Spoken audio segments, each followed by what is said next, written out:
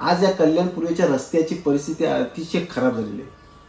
खड्ड्यात रस्ते का रस्त्यात खड्डे हा प्रत्येक नागरिक विचारतोय. काही दिवसापूर्वी मी आयुक्त महोदयांना रस्त्यावरती घेऊन आलो होतो रस्त्याची परिस्थिती दाखवायला, पण त्यांच्या निर्देशात आली नाही. त्यामुळे या व्हिडिओच्या माध्यमातून दाखवतोय. आपण या व्हिडिओच्या माध्यमातून बघा, कल्याण पूर्वेचा चिंचपाडा भाग असेल, स्टेशन परिसर असेल, नांदिवली भाल परिसर असेल, कल्याण पूर्वेचा प्रत्येक रस्ता खड्डेमय झालेला आहे, अतिशय खराब झालेला आहे. प्रत्येक नागरिकाच्या मनामध्ये रोष आहे, संतापाची लाट आहे. एवढे टॅक्स भरतो तरी सुद्धा नागरिकाला अशा पद्धतीला सामोरे जावं लागतं, हे दुर्दैव आहे.